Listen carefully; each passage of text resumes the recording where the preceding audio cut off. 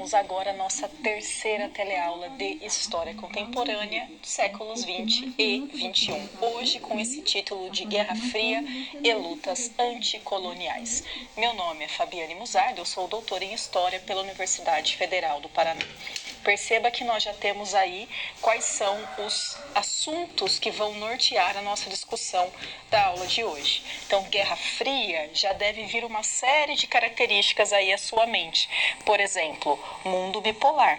A expressão mundo bipolar é muito recorrente quando o tema é Guerra Fria. Por quê? Porque nós sabemos que é um período da história em que há uma disputa entre as duas superpotências mundiais que têm bases completamente diferentes entre si.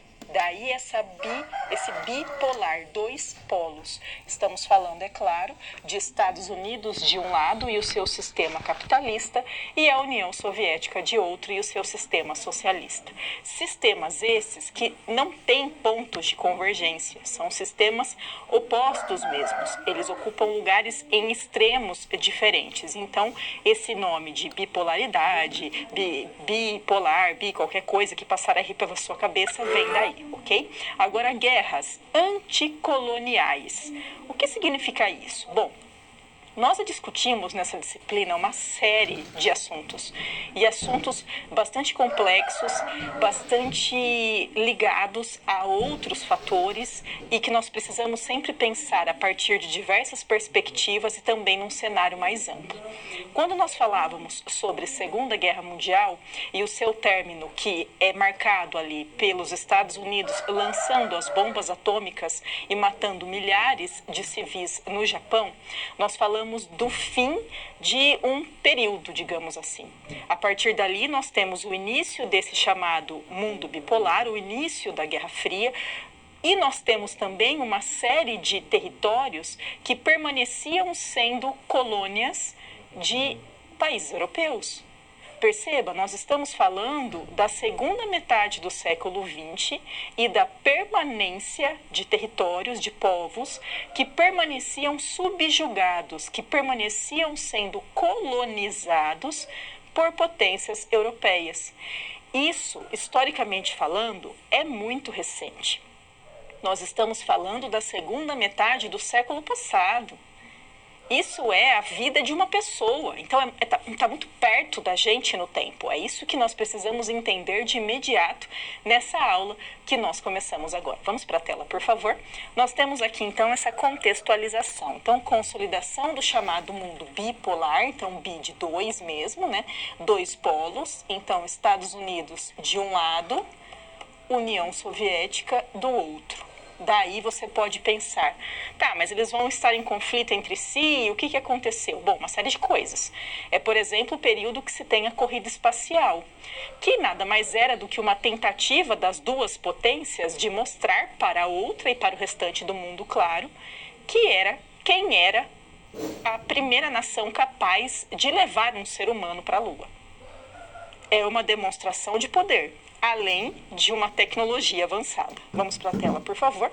Nós vamos ver também hoje os conflitos regionais que ocorrem justamente nessa fase aqui e que nós podemos entender como uma concretização das disputas entre essas duas potências. Por que isso? Bom, nesse momento, Estados Unidos e União Soviética alcançam um nível de poder bélico, um nível de possibilidade de destruição utilizando os seus armamentos, o seu potencial de guerra, que poderia facilmente ocorrer o fim do mundo. Acontece que se o mundo acaba, aquele que atacou também acaba, correto? Então nós temos conflitos regionais que vão ser uma espécie de concretude desse conflito entre Estados Unidos e União Soviética, em que nunca se utilizou todo o potencial bélico que estava disponível. Vamos para a tela novamente. E, por fim, falaremos sobre esse pós-Segunda Guerra, a criação da Organização das Nações Unidas e também do Estado de Israel. Esse assunto que veio à tona novamente, recentemente, e que vai vir à tona com muita frequência no nosso presente. Por quê? Porque é um pedaço de chão, é um território marcado por conflito, marcado por disputas milenares. Acontece que, depois do fim da Segunda Guerra Mundial, o que já era marcado por conflito ficou ainda mais marcado por conflito. E esse conflito se arrasta até agora. Fechamos esse bloco.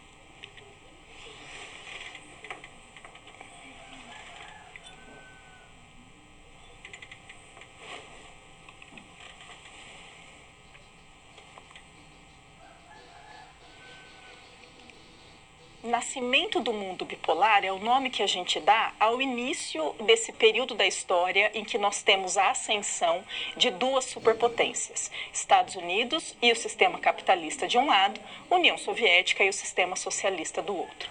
Isso acontece quando? Justamente quando tem fim a Segunda Guerra Mundial. Pense comigo, acaba a Primeira Guerra Mundial e essa Primeira Guerra até então era chamada de Grande Guerra, justamente por ser o maior conflito existente até aquele período.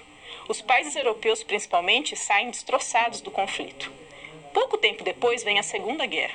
Nós temos novamente as maiores potências europeias e nações de outros continentes entrando em conflito, num conflito ainda maior do que tinha sido a primeira. Nós estamos falando, então, de décadas que são marcadas por guerra, por conflito, por morte, por destruição, por alteração completa na vida das pessoas. Sejam essas pessoas que foram para o campo de batalha, então que eram parte do exército, ou pessoas civis também. Lembre-se, por exemplo, do livro que eu já indiquei a leitura, o Vozes Roubadas, Diários de Guerra. Nós temos que pensar os períodos de conflito para além das pessoas que vão para o campo de batalha, para aquelas que permanecem em suas casas, mas que vivem o tempo todo com medo do que pode vir a acontecer e do que está acontecendo, e também com medo dos seus familiares, dos seus entes queridos que estão no conflito, ok? Quando a Segunda Guerra Mundial acaba, nós temos uma reconfiguração nas coisas. Afinal de contas, algo daquele tamanho tinha acontecido novamente. Vamos para a tela, por favor. Nós temos aqui, então, duas conferências que são realizadas já no ano de término da Segunda Guerra Mundial, que são a Conferência de Potsdam e a Conferência de Alta.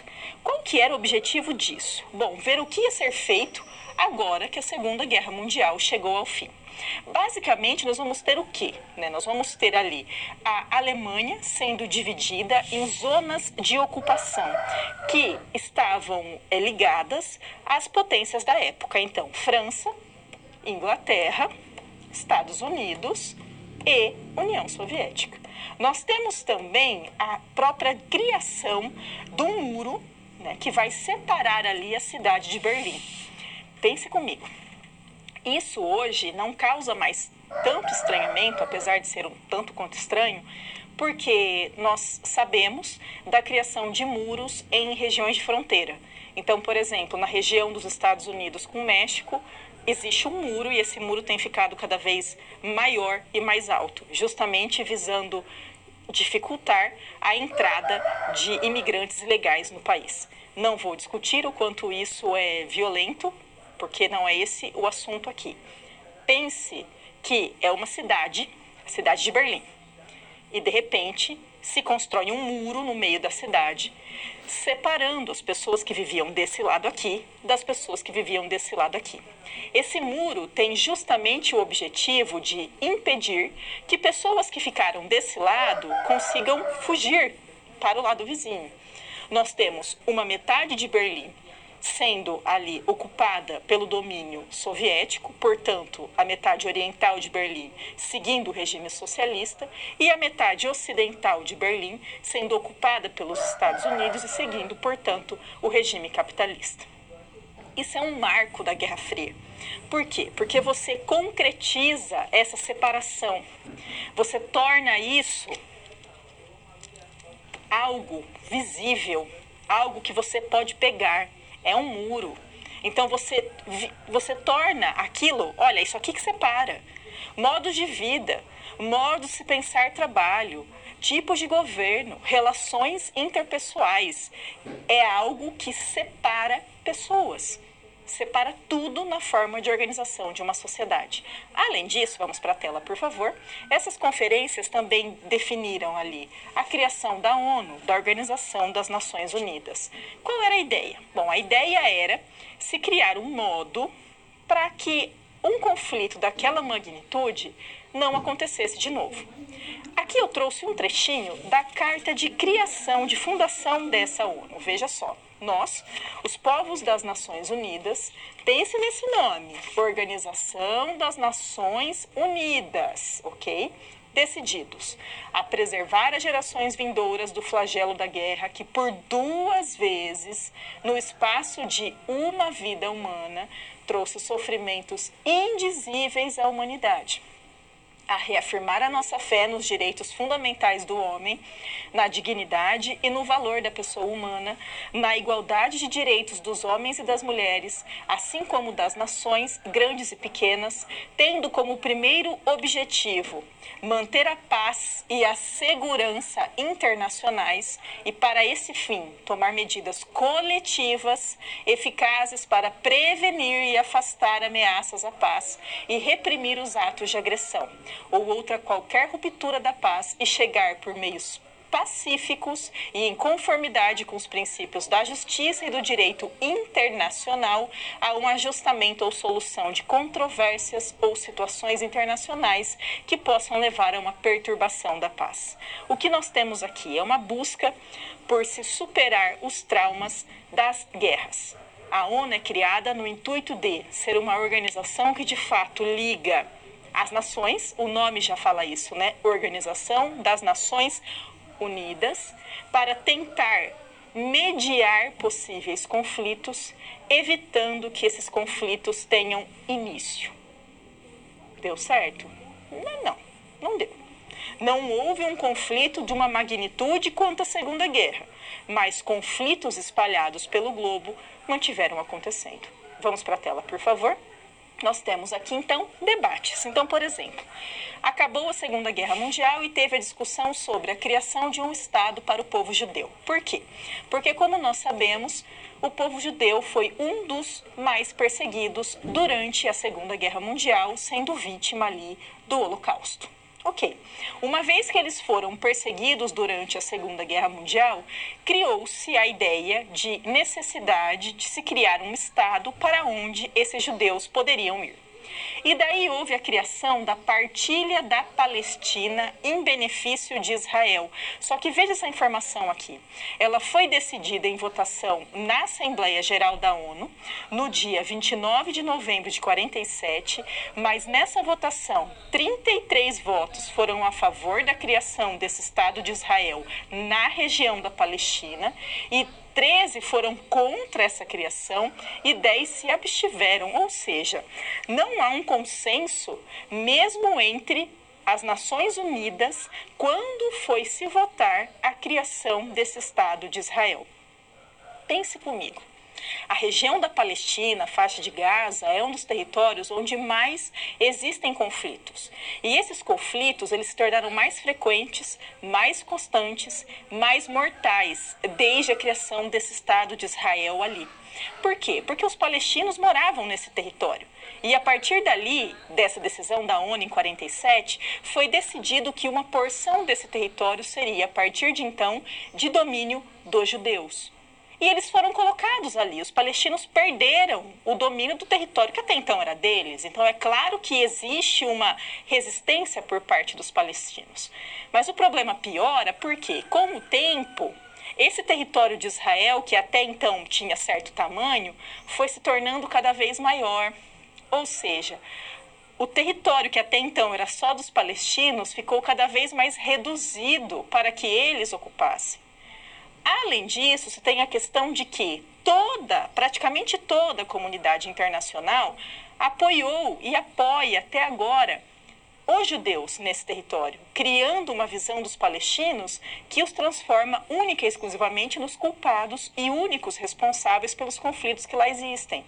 Eu indico que você leia textos de um pensador, um intelectual muito interessante, que tem obras muito legais e necessárias, que chama Said para entender melhor sobre esse conflito. Vamos para a tela, por favor. E aqui nós temos, então, os Estados Unidos e a questão judaica, por quê? Os Estados Unidos criam planos que visavam, barrar ali a expansão do comunismo, ao mesmo tempo que visava uma tentativa de recuperação econômica dos Estados Unidos e da Europa, me desculpe, e com isso também uma maior projeção dos Estados Unidos nesse país, visando também que um possível comunismo se alastrasse ali. E os Estados Unidos, que desde esse período e até hoje, defendem essa autodeterminação do povo judeu. Como eu acabei de dizer, a maioria dos países, até hoje, apoiam os judeus nessa questão da Palestina, ignorando o fato de que os palestinos, desde a criação do Estado de Israel, só perderam direitos. Então, é uma situação bastante complexa que tem ali.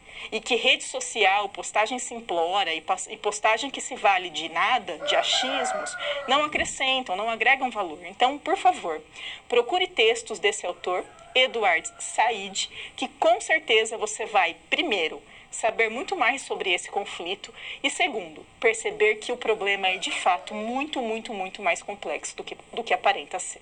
Fechamos esse bloco.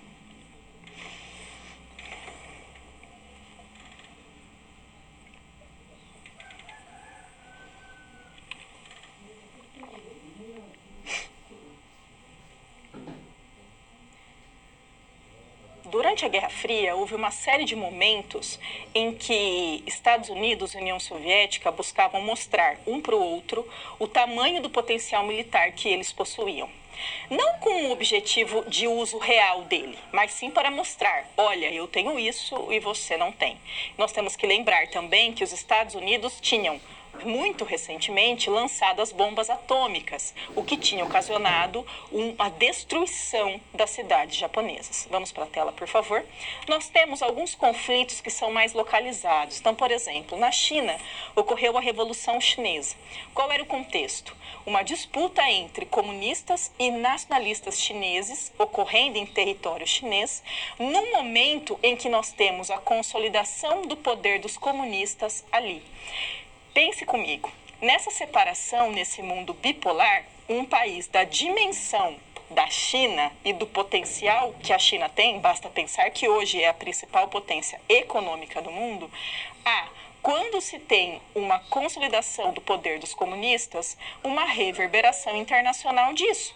Afinal de contas, a China se torna uma liderança comunista junto com os soviéticos. O que acontece? Uma série de reformas. Então, nós temos ali a liderança do Mao Tse-tung, ele que nasceu no finalzinho do século XIX, morreu ali no ano de 1976.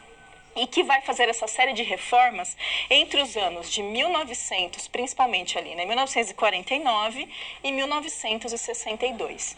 Começando pela reforma agrária. Por que isso? Bom, porque a maioria da população na China vivia no campo.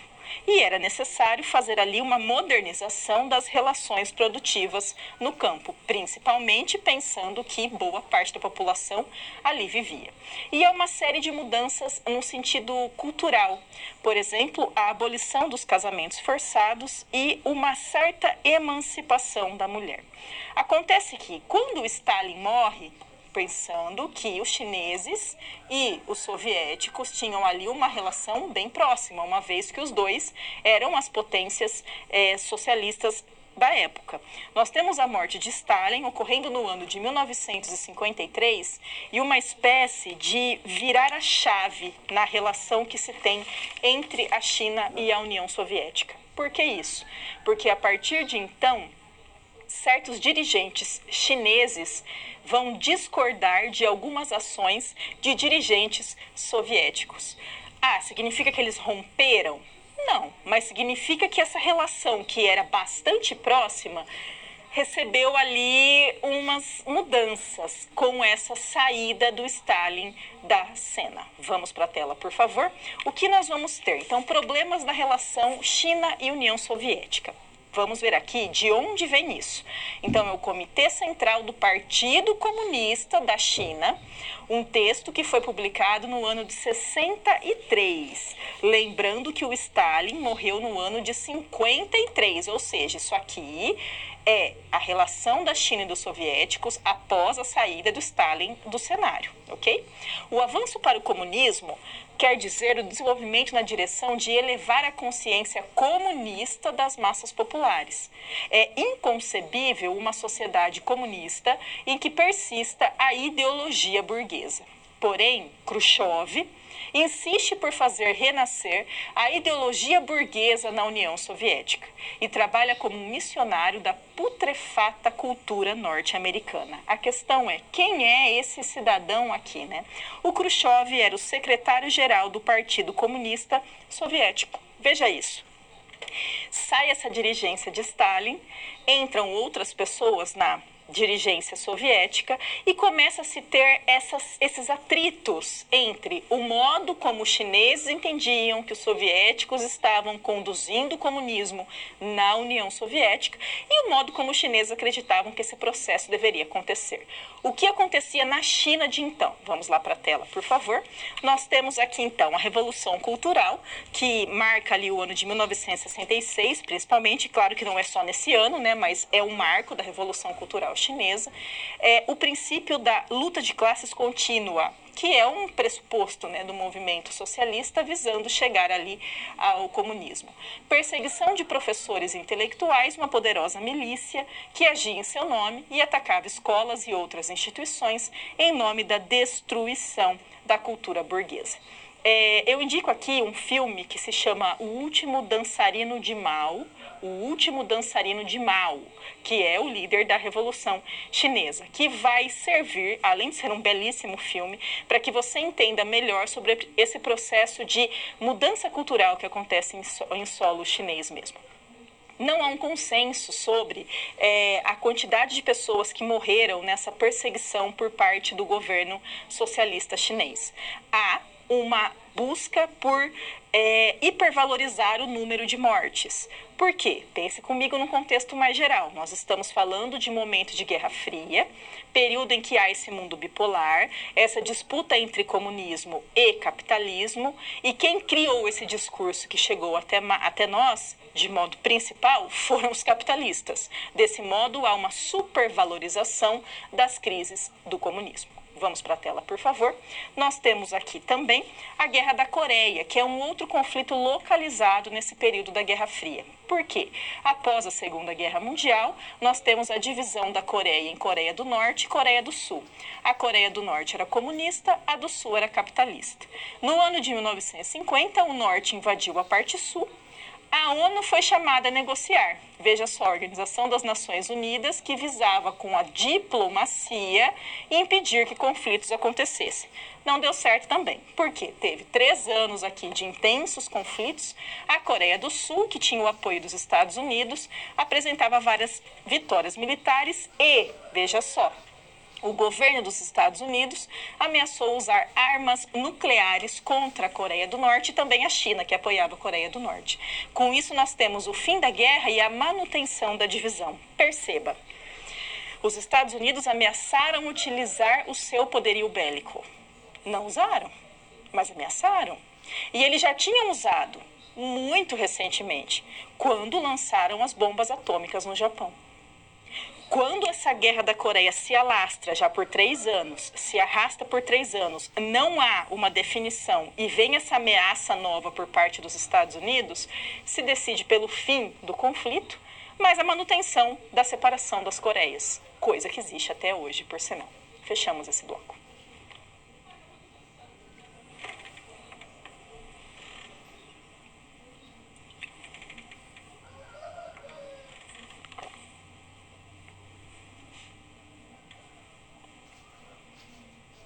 Independências e revoluções durante a Guerra Fria é importante que a gente destaque porque nós estamos falando de um mundo de sociedade, de pessoas que tinham passado por conflitos desse tamanho, dessa extensão, que passavam por uma nova configuração mundial e que habitavam muitas vezes territórios que ainda eram colônia de outras nações. Vamos para a tela, por favor. Aqui nós temos esse mapinha. Isso aqui é um mapa do ano de 1945, ou seja, um mapa posterior ali ao período da Segunda Guerra Mundial. Nós temos o destaque dos Estados Unidos, né, como liderança do bloco capitalista, aqui a União Soviética, a liderança do bloco socialista. Nós temos territórios na África, veja aqui, praticamente o território inteiro do continente africano sendo dominado por países europeus. E isso eu estou falando em 1945. O que significa isso? Bom, basta nós pensarmos que, como já discutimos em alguns outros momentos, para alguns povos, a Primeira Guerra e a Segunda Guerra foram longe de ser o principal problema. O principal problema de muitos povos era e continua sendo o fato de ser subjugado por outros povos. Então pense, para um território africano que permanecia em 1945, pós-Segunda Guerra, sendo colônia de uma nação europeia, o principal problema não era a eclosão de um conflito, como tinha acabado de acontecer, e sim o fato dele continuar sendo colônia. Acontece que uma série de pessoas dos países africanos, inclusive, tinham participado dos conflitos durante a Segunda Guerra a favor das suas respectivas metrópoles. Acabada a guerra, findada a guerra, eles voltaram para os seus países e seguiam sendo colonizados. Ou seja, alguma coisa tem que mudar. E daí nós temos uma mudança de cenário também. Por quê? Os Estados Unidos e a União Soviética vão começar, com muitas aspas, a ver com bons olhos esse processo de emancipação. Com muitas aspas, ok? Vamos lá para a tela, por favor. O que nós temos então? Os soviéticos e os estadunidenses. Uma postura favorável, com aspas, à independência das colônias. Por quê? Porque eles estavam interessados em desenvolver novas formas de influência, em que eles fossem os protagonistas, e não a Inglaterra, a França e outras nações europeias, por serem metrópoles desses territórios. A ONU baseava sua existência no direito à autodeterminação dos povos. O que é isso? É a ideia de que a persistência de colônias dizia respeito, caracterizava um mundo, um momento da história que deveria deixar de existir. E daí nós temos, e isso é o mais importante, uma série de ações dos africanos lutando pela sua independência. Ou seja, nós temos que parar de ver o processo de independência das nações africanas como uma ação que partiu dos soviéticos, ou partiu dos Estados Unidos, ou partiu de quem quer que seja. É um movimento que tem um protagonismo dos africanos. Vamos para a tela, por favor. O que nós temos então? Resistências, que passam inclusive pelas nomenclaturas que nós utilizamos. Então, por exemplo, problematizar o termo descolonização. Por quê? Porque esse termo dá a ação, a tomada de decisões para os europeus. Eles teriam deixado de ser, de tratar como colônia esses povos, né? E destacar outras formulações, outras linguagens, outras formas de elaboração, como guerra de independência. Um marco que se tem aqui é a primeira conferência afroasiática que aconteceu no ano de 1955 em Bandung, na Indonésia. Reuniu lideranças de 29 países e nessa conferência eles decidiram pela política de não alinhamento. O que significa isso? Rejeitar essa divisão do mundo em blocos. O que é isso? É rejeitar esse mundo bipolar. É a mesma coisa que dizer, eu estou nem aí se você, Estados Unidos e União Soviética, estão conflitando entre si nessa bipolaridade. Eu tenho uma política de não vou seguir nem você e nem você. Uma significativa parcela da humanidade, antes marginalizada, mostrava consciência de seu papel e fazia ouvir a sua voz. O que definiu essa primeira conferência? Então, alguns princípios. O respeito aos direitos humanos fundamentais. E isso vinha embutido o quê? O respeito à soberania e integridade territorial das nações. Que significa o que isso? Não há um direito de nós sermos colonizados por quem quer que seja. Junto com o reconhecimento da igualdade racial, porque nós precisamos saber que esse processo de colonização aqui no século XX, ele é muito ligado a uma leitura racial. a não intervenção em assuntos internos, que tem a ver com esse respeito à soberania, e ao respeito ao direito de todas as nações de se defender, rejeitar os acordos de defesa coletiva que beneficiavam as grandes potências. Vejam, é uma cooperação entre nações africanas e asiáticas, visando justamente o seu bem, e não simplesmente seguir aquilo que os Estados Unidos ou os soviéticos queriam que eles fizessem. Fechamos esse bloco.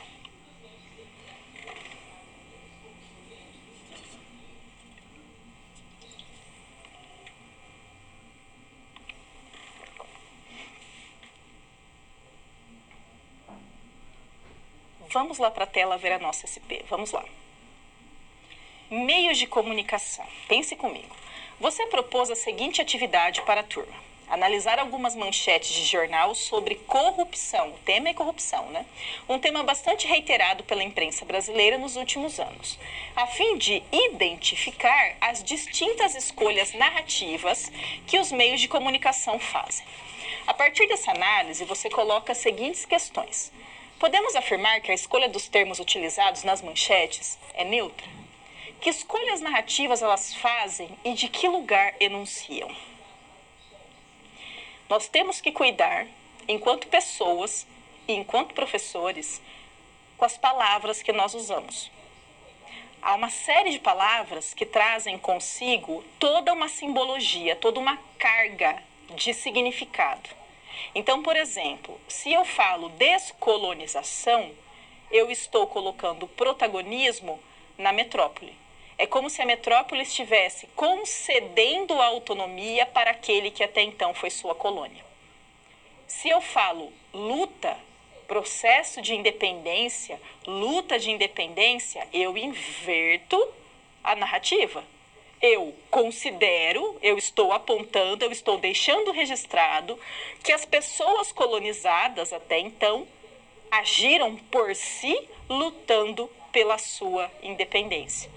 Trazendo para a história do Brasil um exemplo bobinho, clássico e muito conhecido. Se eu falo que houve o descobrimento do Brasil, eu ignoro completamente tudo que existia aqui até então.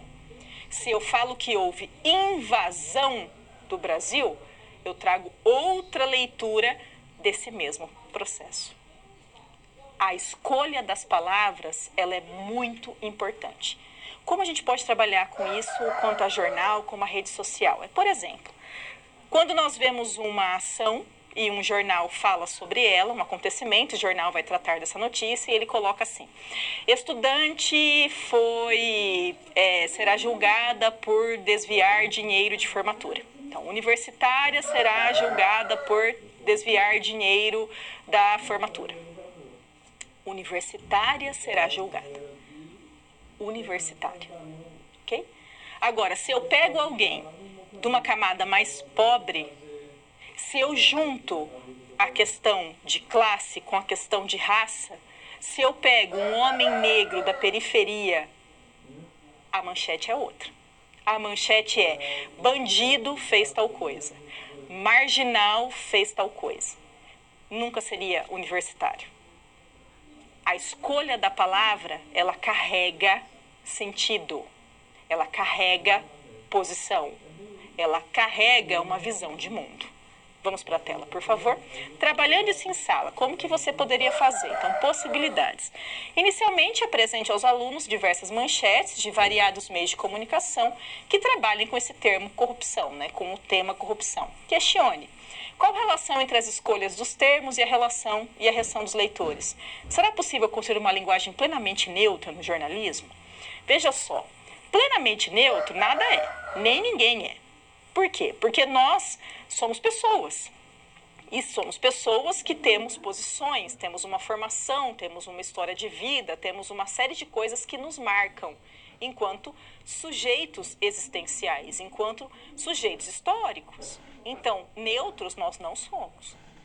Agora, uma coisa é quando você caracteriza ou define uma pessoa como universitária, será julgada por bandido, faz tal coisa, né? Você se posiciona de modo a colaborar para a manutenção de uma determinada visão social, para a manutenção daquilo que nós chamamos de status quo. Quando nós trabalhamos isso com um tema como é o da nossa aula de hoje, vamos para a tela, por favor, nós temos isso aqui. Quando compreendemos que a neutralidade não é necessariamente um valor positivo em si mesmo, estamos em condições de entender as demandas por ampliação das narrativas que caracterizam tanto esse contexto que nós estamos estudando, dos anos 50, 60, quanto os debates contemporâneos que os alunos têm contato por meio das redes sociais. É, por exemplo, quando nós falamos em guerra de independência ou descolonização. Você pode pensar, mas é a mesma coisa. Não é. Mas não é nunca, não é e nunca será. Porque você muda aquele que é o protagonista e aquele que é o coadjuvante na história que você está contando. Fechamos esse bloco.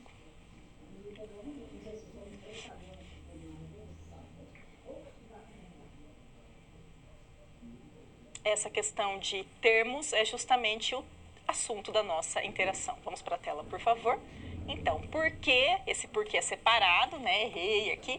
Por que pode-se dizer que a escolha por termos como guerra de independência, ao invés de descolonização, tem um sentido simbólico? Pense aí um pouquinho.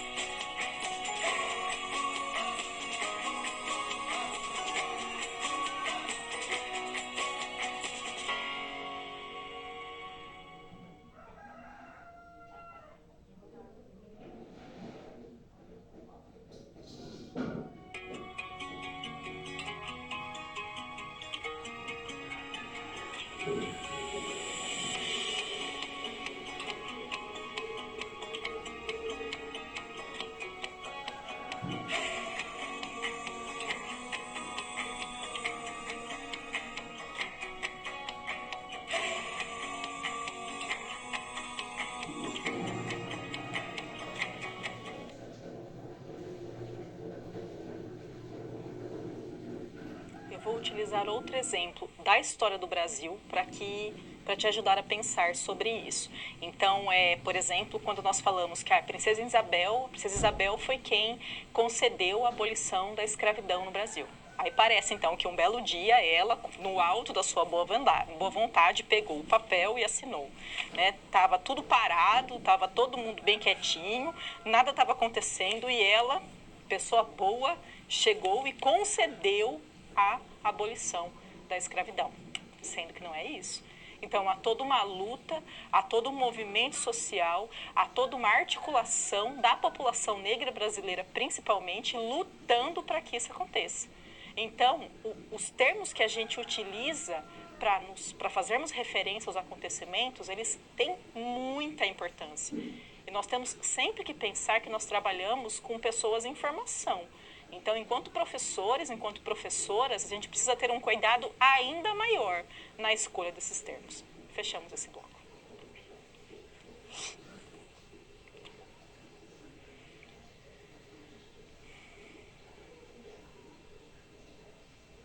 Nós vamos pegar alguns casos de independências que ocorreram durante esse período da Guerra Fria para refletir um pouco mais. Vamos lá para a tela, por favor.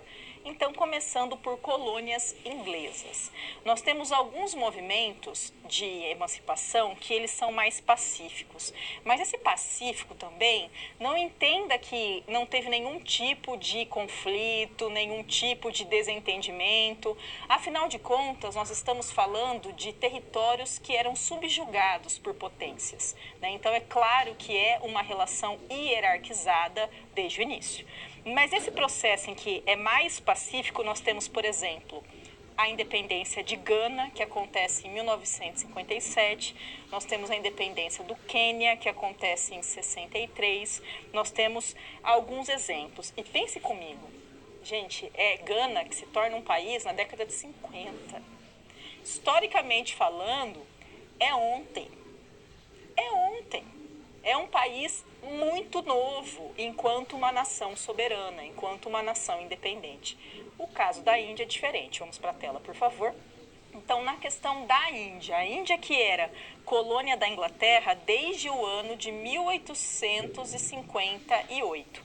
Mas a Índia, que já tinha movimentos de independência organizados desde ali 1885. Então perceba, não é que a Inglaterra concedeu a independência da Índia.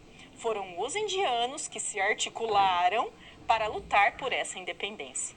Desses indianos, quem tem um papel de total protagonismo ali é o Gandhi, que foi um grande organizador do partido do Congresso e que tinha um método de transformação pela não violência. O que significa isso? O Gandhi defendia que fossem feitas ações totalmente pacíficas que deixassem muito evidente, muito marcado o quanto os indianos não iriam mais conceber aquela permanência da colonização. Mas ações pacíficas, ações de não violência. De que tipo? Bom, o Gandhi, ele ficou mundialmente conhecido por suas greves de fome. Ou seja, ele prejudicava o seu próprio corpo em prol de uma causa. E se tornou conhecido, conseguiu disseminar a sua ideia por meio disso. Ou seja, é um movimento não armado, é o oposto de ser um movimento armado. É o movimento mais pacífico que existe. Vamos para a tela, por favor. Então, aqui, o Gandhi. Um método de luta política coletiva baseada na ideia básica de que os governos dependem, em última instância, da colaboração ou ao menos da obediência da maioria da população e da lealdade dos militares, da política e dos serviços da segurança civil. Ou seja, que está baseada nas circunstâncias reais do poder político. Ela funciona mobilizando a população civil para que se retire esse consenso.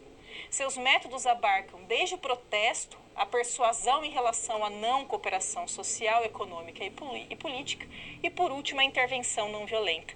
Eu gostaria que você prestasse atenção a isso aqui. Os governos dependem, em última instância, da colaboração ou ao menos da obediência da maioria da população. Nós falamos em outro momento sobre o livro Eichmann em Jerusalém, em que a Hannah Arendt cria o conceito de banalidade do mal e ela define esse conceito de modo simples, claro, de modo resumido, como nós pararmos de pensar como mentes maquiavélicas, como monstros. São pessoas comuns que fizeram ações monstruosas e que devem ser responsabilizadas por isso. Não eram simplesmente pessoas que estavam simplesmente